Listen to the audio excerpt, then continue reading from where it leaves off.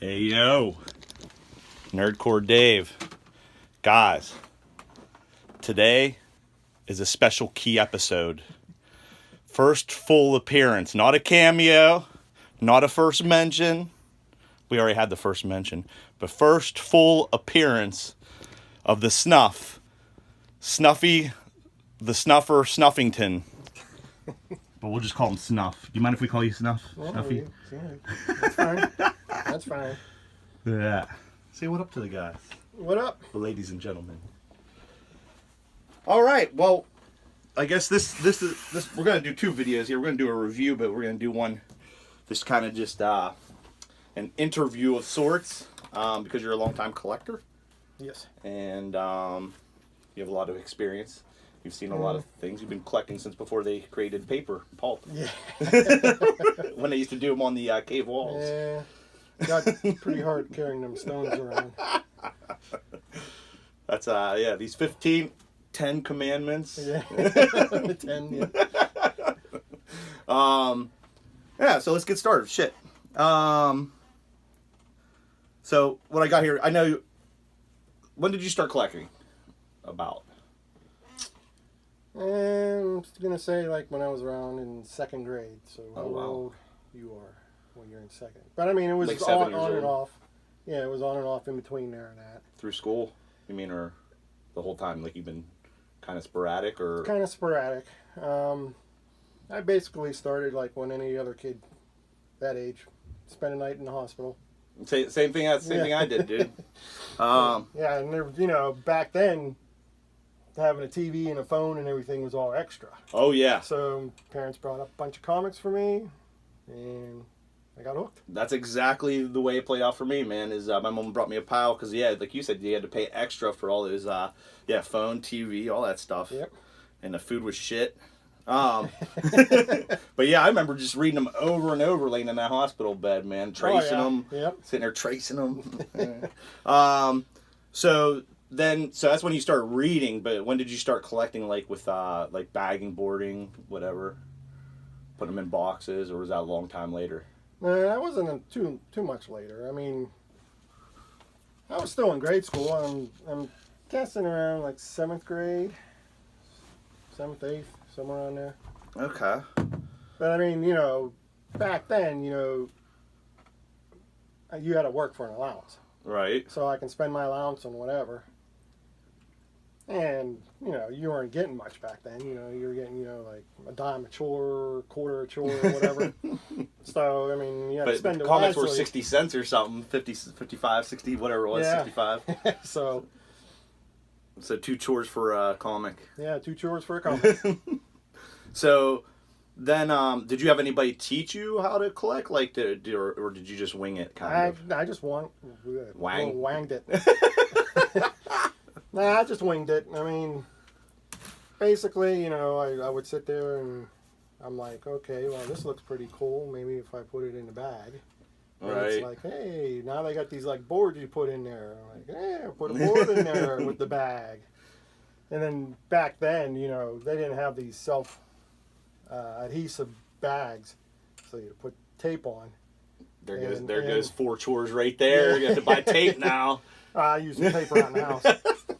But, the Scotch tape was more expensive than the regular tape. Still So when you is. put the regular tape on, and as I've been finding out since I've been going through the comics, they kind of disintegrate and your comics are all stuck together. Yep, turns to glue, man. It's just the glue's left, But and the bags were pretty good. I mean, Really? they protected the comics, yeah. Okay, good. So they've been in there that whole time. You never swapped out? Like, because I know, like I did probably around 2000-ish. I actually went through all my comics and rebagged and boarded everything. No, I'm doing that now. And yeah. And dude, when I was a kid, my mom was a smoker, so that shit like really like yellowed. You know what I mean? Yeah. So you've been going through that now. Well, hold on before we get to that. When did you start going to the comic shop? Like, I'm assuming you went to a specialty shop to get your bags and boards, right? So you were probably buying them off the newsstand, buying comics off the newsstand at that point. And then at some point you went and found comic shops. And yeah, I found comic shops and I started going down there. And basically whenever I learned how to drive. Cool. So 16 or so? Yeah, go down there, pick up some bags and boards, and priorities. Maybe a long box here and there. Priorities, dude. Yeah. I did the same thing, man. When I got my driver's license, it was one of the first things me and my friends went out and drove around the tri-state area, just trying to find all the comic shops. You know what I mean? Looking at, and back then you couldn't Google it. We'd carry a phone book with us in the car and try to find it. And phone book and a map. But so then after you started going to the comic shop, then you started your pull list. Is that what happened? Like right away, or subscriptions? Not in the beginning, because back then a lot of comic shops didn't really have pull lists. Okay. I mean, that came a little bit later. But then, yeah, once he said, I can hold these every week for you. I'm like, cool. And then, the computer age came in, and it was like everything, like, now you can pre-order. I want that. Pre-order, yeah. Has your pull list, though, in general, always been the same? Yeah. Really? Avengers, West Coast Avengers, are basically it. Back in the 90s and early 2000s, it was like Spawn, Savage Dragon was in there. All the Hot Image titles, the ones that all of us got. Yeah, the ones. And then with your Avengers, so do you buy, is it everything that's Avengers related? Or it used to be. Now I'm starting to weed it out. I used to get like the 4-issue little like spin-off series here and there.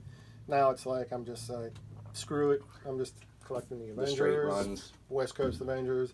I might, once I go down to pick up my pull list, if the little mini-series came out or something, I might take a look at it and see if I would want it. But for the most part, it's just too much. I mean, there's so many choices out there now. I was looking last night. There's actually an Avengers. It looks like it's gonna be a miniseries. It's like Long Road Home. It's it's one where they're bringing Conan in. Yeah. So you're gonna be getting that? I'm still on the fence about that. I am too. I was looking at pre-orders, and I'm like, I clicked on it, and then I was like, you know what? I got so much other shit. I'm like, yeah. I'm not a real big Conan fan, but the artwork's pretty good, and I mean, if the story matches. I don't know if he's just going to be wandering around the Marvel Universe or if he's going to become an Avenger or what. So that. Yeah, I don't know. It seems like it could be interesting or not. I don't know. I'm on the fence like you. So your main collection's Avengers, and so like if there's a crossover where part one's in Spidey and the other one's in the Avengers, you're going to get the Spidey though, right? But you're not. No. Piss on it. Yep, piss on it. Oh, you got to get half a story. Because they always, if it starts in the Avengers, it always will end up in Avengers, and you can figure out in between what happened in that. Okay. So. Well, plus we can look online now too. Yeah, you can do that. What's your favorite storyline from Avengers? I think it's in the issue somewhere in the 260s. It's not a typical Avengers story to begin with. You mean where they like Ms. Marvel has sex with her son that rapes her? Yeah, that one. This one, the Avengers are all scattered. Okay. And Baron Zemo and his new Masters of Evil come and take over Avengers Mansion. Is that the one where they beat the shit out of Jarvis? Jarvis, yeah. And for people who don't know, Jarvis is an actual person in the comic book. He's not a computer like in the movies. Right. But they tie him up in that, and word starts getting out that, and the news crews start coming saying what's going on, and Avengers start slowly showing up, and Captain America, I think, is the first one to go in, and he gets the shit kicked out of him, and he gets tied up. Oh no! So him and Jarvis are both tied up, and I think there's like one or two other ones that go in, so they're like basically ambushing him. Then the highlight is like the second issue of this story arc or something. Thor shows up. Oh, is he pissed, huh? Yeah, he's pissed. it's the old Thor with the beard. Okay, the Eric Masterson Thor, I guess it is. No, it's not the Eric. It's just when Thor grew his beard. Right. The Walt Simonson run. I can see that picture with the border on the cover. Yeah. And it's sort of like in the movie when he shows up, everyone in the cinema goes wild, and right. He comes up in the last panel, and during the course of that, Mr. Hyde. Okay. He's like a B-list villain or whatever. Just like Mr. Hyde, although he wanted to have some fun. But Zemo wanted, to be strategic about everything. Wait, what do you mean have some fun? He's got two guys tied up there. And... Yeah, so he goes over to Jarvis while Jarvis is tied up, then beats the living hell out of him, sends him in the hospital, and that's just what pisses off all the Avengers, and they storm in. And no shit. Yeah, that's one of my more favorite storylines. Thor was angry in that Walt Simonson run when he had that beard, man. I remember the X Factor issues with the Mutant Massacre where he just annihilated the Morlock sewers, man. Like he just lightning and thunder the whole way through the sewer. So what you're saying, like I just kind of got that feeling like he just came into Avengers Manor and probably just annihilated everybody. Yeah, he went all out in there. Hit him with a hammer. So who was the writer on that? Do you remember? No. Artist is that no. Who's your favorite writer and artist? Do you remember? You got a favorite writer and artist on Avengers? Favorite artist would be old Georgie Perez. George Perez. Yeah.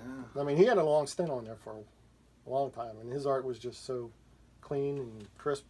Yeah, it always is. George Team Book Perez. Yeah, and he does. I mean, he does. Like that. JLA Avengers crossover. He did all that, and he's real good at real detailed group shots. And Teen everything. Titans. Yeah. Famous for Teen Titans. Yeah. Yeah, you can't help. I don't know. I've never heard anybody say they hated George Perez. I think everybody likes George Perez. Yeah, I always liked him. So like over time, so you've been collecting since what, early '80s? Would you say? Somewhere in there. Yeah. So you've seen the market change a lot. Yeah. Probably multiple times. Yep. So, what do you see happening now with the market? What's the big thing now with the market? My personal opinion is I think eventually it's going to crash again. Like the accrued values of the comics? Yeah, the accrued values are going to go down. I mean, some of the books are going to stay hot, especially with the Marvel movies. Now, if DC comes out with a half decent, it might pick up there. But with all these variant covers and just for the hell of it, I mean, look at what Miss Marvel just came out again. I think this week, #1. Right. It's like the 7th or 8th reboot of hers, in like the 5th one in the last 2 years or something. I think they just had a miniseries. I think it just finished last month. So they had a #1 5 months ago or whatever. Yeah. So I mean, with all these reboots and everything, it's just crazy. They got to keep those legacy numbers, man. They need to plaster those legacy numbers on everything because it's just too confusing and too much to me. And then with all the Spider-Man stuff and Spider-Verse. And, I mean, you got like 30 books of those. Dude, now you got Friendly Neighborhood Spider-Man, Miles Morales Spider-Man. You got Superior Spider-Man, Amazing Spider-Man, Peter Parker Spectacular Spider-Man. It's crazy, man. That's one of the reasons why in the mid-90s I quit, was because I was like, I can't even, because at the time I was a completionist, and I couldn't get all the Wolverines and all the Spideys like I wanted to. Yeah. You know what I mean? There's just no way. And I got disillusioned, man. I was like, this is ridiculous, dude. And not only that, like, up to that point, like, all the stories were legit, like, they were good, man. The good stories. And then it just became, like, to collect them all and then to have crap stories on top of it and crap artwork, it just... Yeah, because they keep rebooting them and they change the character around in so many ways. Now, I heard a rumor back then, like, this is toward the end of the Avengers Volume 1, which ended like at 480 something, 82. Before the horror Heroes Reborn. Yeah. Heroes Reborn. Yeah. Okay. That Marvel was pissed off because they weren't getting any action of the secondary market. Okay. And a lot of those comics, you know, went up like in the value. Image, you mean? No, not the Image, but like Avengers #1. Oh, the back issues. The back issues. Okay. So they came up with a plan. Hey, we'll reboot. Maybe they'll bring that down and make this go up, and we'll start charging a little bit more. Then we'll start throwing out different covers, gimmick covers, and then we'll reboot again, and then again. and I could see. This is why I think some of the market might crash. Is a lot of readers want to be vested in the story, the characters, and everything. But if you keep stopping it and rebooting it, stopping it and rebooting it, changing the origin, whatever. Yeah, they're just gonna say, this ain't worth it. Well, if you look like that Heroes Reborn, like it's dude, those are in every dollar bin. But like, still the original stuff, like the old Silver Age stuff's actually worth money still. So, but yeah, it just even as a reader though, like even if you don't even go by the market, as a reader, it's frustrating as shit, man. Yeah, it is. You know, because now you don't know, not knowing what did or didn't happen. I guess isn't the worst. It's just that they change things. You know what I mean? That they change it so much and so often. Yeah, I mean, like in the Avengers, like one volume, Thor will be speaking in his like Norse accent. Yeah, love that. I love that. They do the reboot, and he's speaking perfectly fine English. It's like, that's one thing I wish they did in the movies, man. I wish he talked like that in the movies. Yeah. But I don't know. I guess it probably would make him less accessible. Maybe, I don't know. I'm sure there's a demographic or something that they. Yeah, probably. So what would you say, since you said that was kind of the bad stuff that you see happening, you think Mark's what do you see that's good about the market today? I mean, you're getting some beautiful artwork on covers. Absolutely. I think DC's doing it right while doing a main cover and then maybe like one variant. And some of their artists that they have hired are doing amazing artwork. They're beautiful. Now Marvel's doing the same thing, but they're putting out 5 or 6 different variants, and some of them I can understand why, because they're starting up a new title like Conan, so they're basically advertising for him. For the reader of like Avengers, hey, maybe I'll check out Conan. He's on the cover. He looks pretty good, good artwork. But some of them it's just like, why do you need all these covers? It's just a regular issue. I think they pad their sales that way too, because like somebody like me goes in and say if it's I'm just gonna say Spidey. If it's a Spidey and they got 15 covers and 3 of them are amazing, I'm probably gonna buy all 3, and that's what's gonna, you know what I mean? Yeah. It's dirty. It's dirty. Yeah, I mean that's. But there is beautiful artwork though, and that's what sucks. Yeah. That's it's great, but it sucks. Yeah. But as good as the cover artwork is, there's a lot of books. We talked about it in our last video, where the interior is shit. Yeah. Yep. So that's kind of a bad thing, I guess. But it's a good thing to see that artwork, though. I agree with that. Yeah, I mean it's just amazing how they do some of the stuff they do. It definitely stirs up interest in it. So if you had to say your single biggest change that you've seen in the market in all these years, what would it be? Come on, man. I know you got something. Single biggest change. Wow. Other than price? You could say price. $3.99 average. I think some of the stories nowadays are not up to par as they were in the past. Plus, they're a lot shorter. I mean, I don't know if it's because of people's attention span or whatever, but like maybe a 2 to 3 issue story arc. Mm-hmm. I mean, it's like move on to something else. Whereas back in the 80s and 90s, you actually read.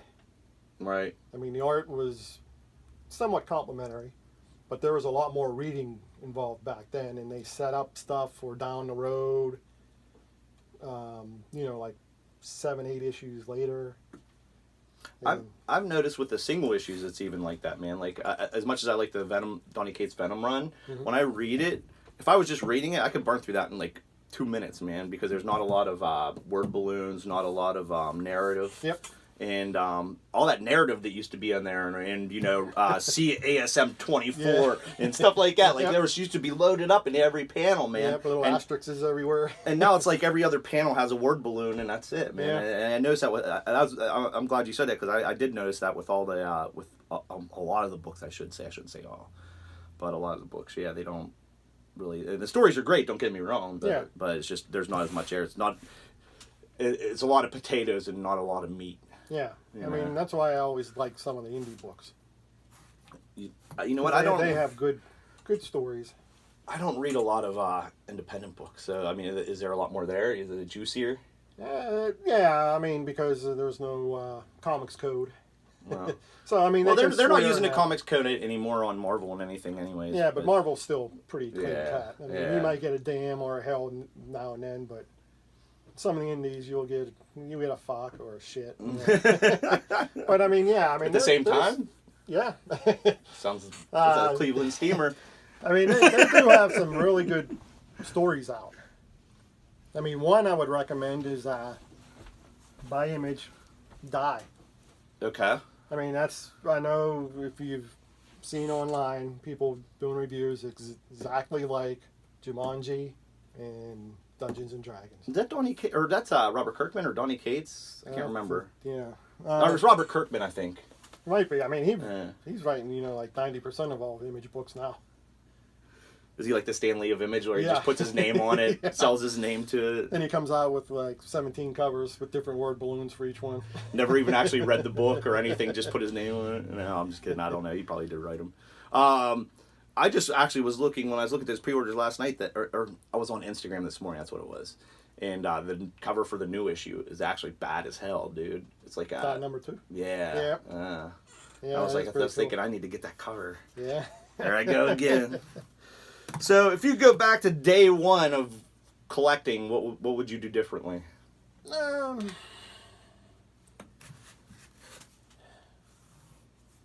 I would think probably be a little more selective in my collecting. Too diversified.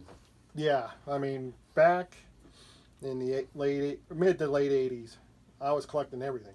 Everything number 1, number 2, even number 3s, to see if I liked the story. Mm-hmm. And it just got to the point where it was like, whoa.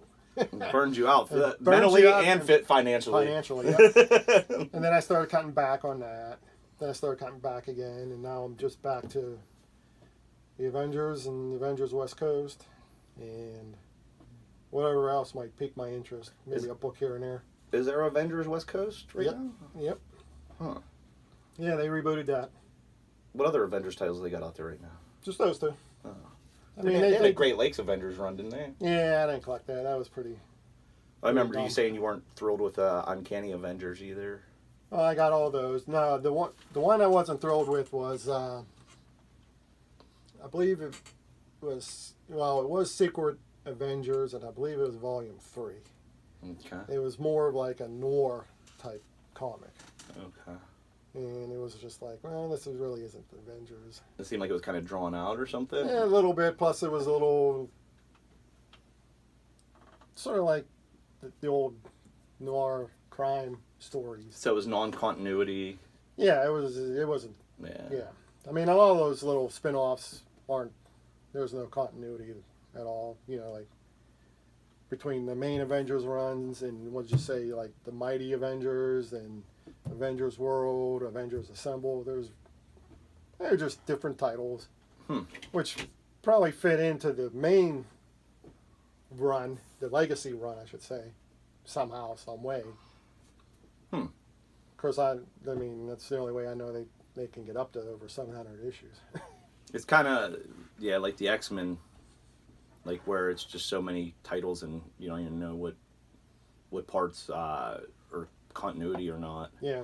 And like let's say, like I think it was John Byrne had that X-Men 92 run, which was a good, in theory it sounded great because that was an awesome team, but does it count? I don't know. Does it change the history? I don't know. Yeah. I don't know. And you don't know where it fits. Right. You got the Volume 1 of X-Men. This is considered Volume 2, but is it really Volume 3? Right. So. Anything else you want to throw at him? No, I just brought a couple books to show. Oh, you want to show off? Yeah, you've been digging through all your collection here. Yep. And let's take a look and see what you got. I know you found some gold in there when you were digging. Yeah, it wasn't too bad. Now, I got this book. It's Thor Annual 11. Don't know why I have it. Don't know where I got it from because I don't collect Thor or anything. But it's the first issue of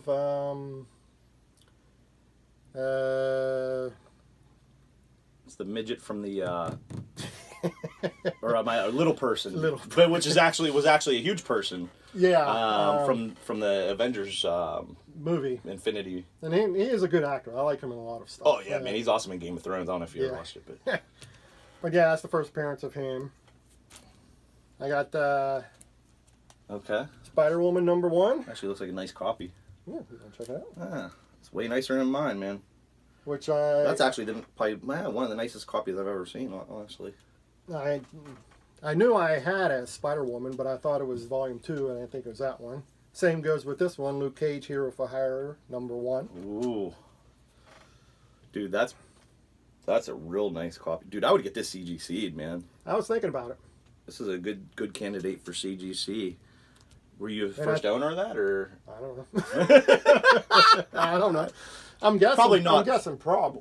But maybe second owner, because I think this is early. This is before '80s, so probably mid '70s or something. But still, you might have got it when you said early '80s when you were going ape shit. And yeah. Now these are a couple. I mean, that's just some of the stuff I found. These are a couple books that have a little meaning for me. This is Avengers 32.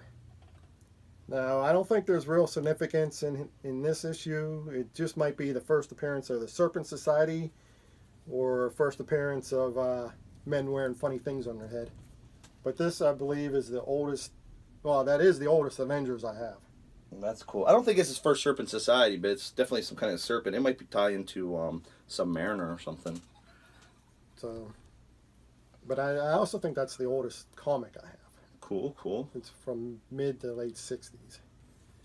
Hellstalker #1 from Rebel Creations.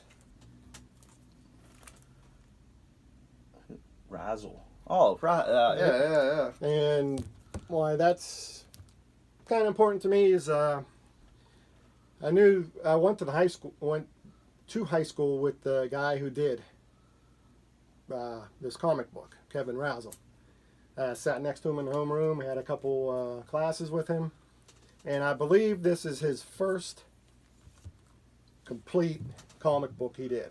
That's cool. I mean, I have a signed one of his, Xena, or Xenia, Warrior Princess or something like that, where he did like a real short story in there along with other artists. And I have a couple pieces of his artwork hanging in the other room. oh, do you? Yeah, I picked him up at the Comic-Con. Yeah.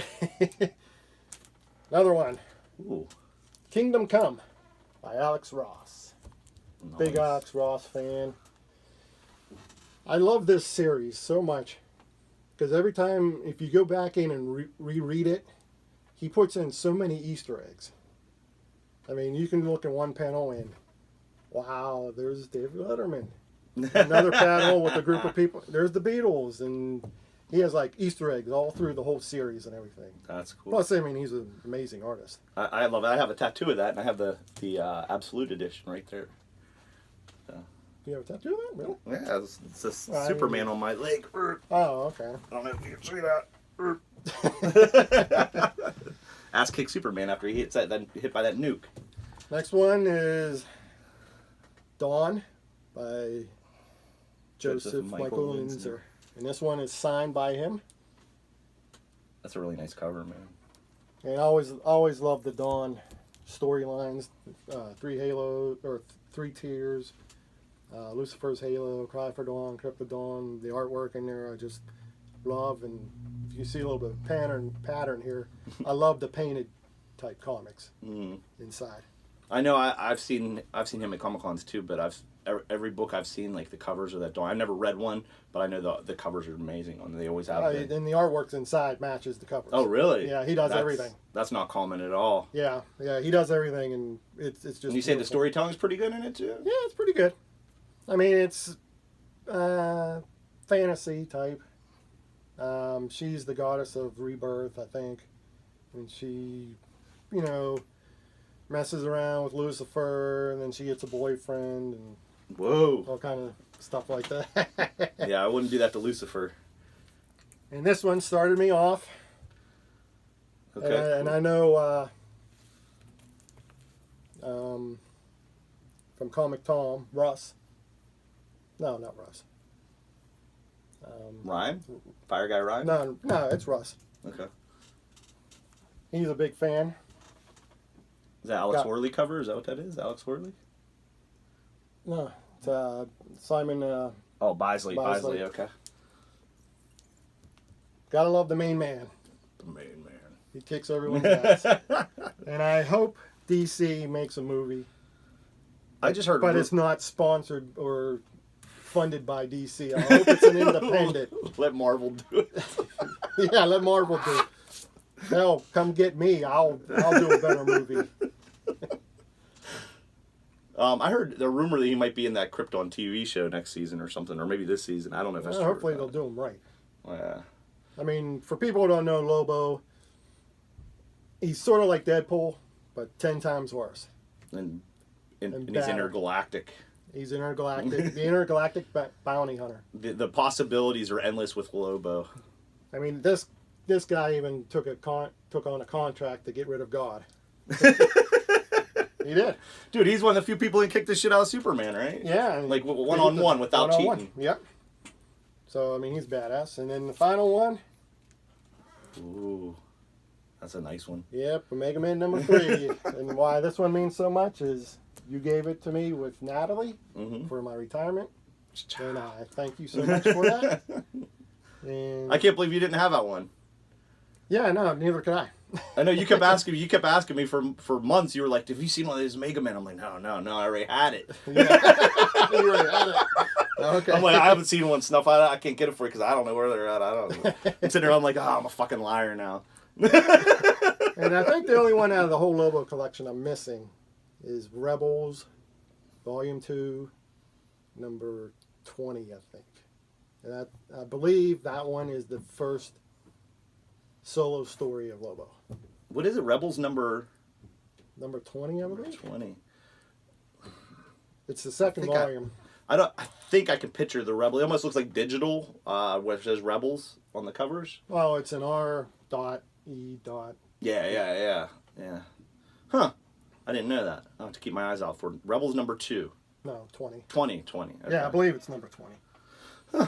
So, all right. Yeah, it was just a little something to show you while I came here. I think we need to get these send some of these out for CGCs, man. I am thinking about it. The Avengers one, I mean, I know that's for 60s.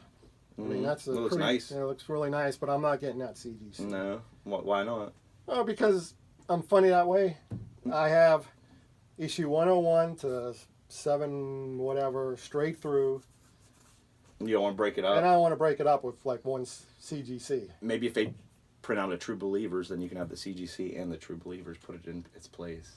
Or find a reader copy to put in its place and then CGC. I don't know. I've done that before. Get a shitty copy and then put it in with the collection and then... But the Spider-Woman and the Luke Cage, I'm thinking about. I don't know about the Spider-Woman. I would do probably the Omega Men and definitely the Luke Cage. I mean, there's no ifs, ands, or buts about the Luke Cage. Yeah. That's just my opinion. Probably get like at least an 8.5 or 9. What, the Luke Cage? Yeah. Yeah. That's nice, dude. You don't see a lot of good copies. I mean, of that, there is a little bit at the bottom. Little stress on like where the staples were. No, where is it?